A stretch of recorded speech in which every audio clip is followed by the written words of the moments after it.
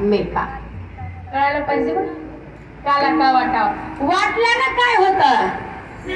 प्रसादे सर्व दुःखानां हानिरशोपी जायते प्रसन्नता दुसऱ्याला वाटते म्हणून आमच्या 5 पिढ्यापासून परमार्थ आहे आमच्या सुनीता तळेकर मॅडम लहानपणापासून माझी सेवा करतात आमचा 5 पिढ्यापर्यंत परमार्थ आहे माझे आजोबा परमार्थिकच माझे वडील परमार्थिकच पुढे आम्ही परमार्थिकच आणि माझी सेवा फार लेकरांनी केली आता एक आजी मला जवळ बसल्या होत्या बोला आणि हा माझ्या सुनीताच्या सख्या मैत्रीण म्हणत असते मी तिला एक देवी भागवतातलं सुंदर वर्णन सांगितलं होतं एकदा पृथ्वीच्या ताटामध्ये चंद्र सूर्य दोन्ही वाती भगवान शिवाला पार्वती ओवाळा गेली तेव्हा उभी कशावर होती पण तिची माझी भेट लवकर होतच नाही कारण माझे 7 जिल्ह्यामध्ये कार्यक्रम असतात भाऊ बरं का एकही दिवस रिकामा राहत नाही आणि मग ह्या नातेवाईकाला वेळ मिळत नाही ते दिवाळीच्या उगा 4-5 मिनिटात आल्यानंतर तितक्यातच थोडं साधना आणि मग हे आपल्या असणाऱ्या गल्लीतल्या पोरी मी आल्यानंतर तिच्याकडे येतात ह्यांचं नाव मी तिला सख्या सांगितलं होतं पण आता ड्युटी या बरंच काम आहे डोक्यात तिच्या म्हणून काय तेवढं लक्षात राहत नाही पण इच्छा होती एक वेळेस तरी कीर्तन करायचं पण कीर्तन ठेवायला तिला म्हटलं बाळा आजकाल फार कीर्तनाची किंमत लोकांनी चांगली आहे पण वेळ काढत नाहीत आणि प्रत्येकाला महाराज म्हणतात आता दुसरं काय आपण बोलू नये महाराजांनी व्यासपीठावर ना काहीच बोलू नये म्हणून सांगितलं एका देवाविना काही अवघी बोलण्याचीच नाही पण महाराज म्हणतात थोडं काय सांगावं लागतंय तर विश्लेषण करावं लागतंय कोणत्या कारणानिमित्त आपण सांगायला उठलो सगळ्यांची इच्छा कीर्तन श्रवण करण्याची पण कीर्तनाला महाराज म्हणतात आई इशारत होत्या मला आता ह्या समोर बसलेल्या तुम्हाला किती पोर आहेत म्हणलं मला 4 आहेत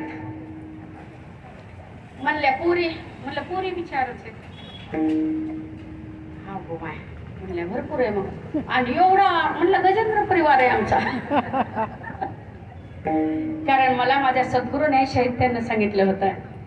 कोणी विचारलं की नाही म्हणायचंच नाही कारण श्रीमद भागवत महापुराणामध्ये 4 वेद आहेत आणि स्त्री महाराज म्हणतात 4 वेदावर उभे म्हणून महिलांना कळत नाही पायामध्ये 4 वेद म्हणजे प्रत्यक्ष महिलांच्या पायात जोडवे आहेत बरं का म्हणून त्या जोडव्यामुळे कोणाचा जोडा कसा असताना महाराज म्हणतात प्राप्त होतो जोडव्याची काय किंमत आहे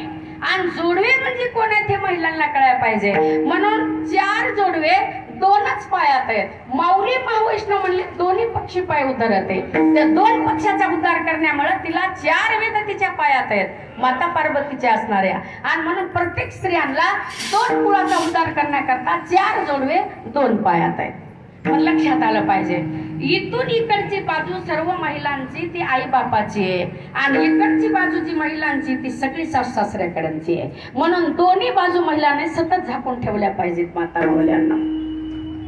कारण इकडची बाजू उघडी राहिली तर माय बापाचं नाव जातं इकडची बाजू उघडी राहिली तर सासू सासऱ्याचं नाव खराब होतं म्हणून भगवंत साडी झाले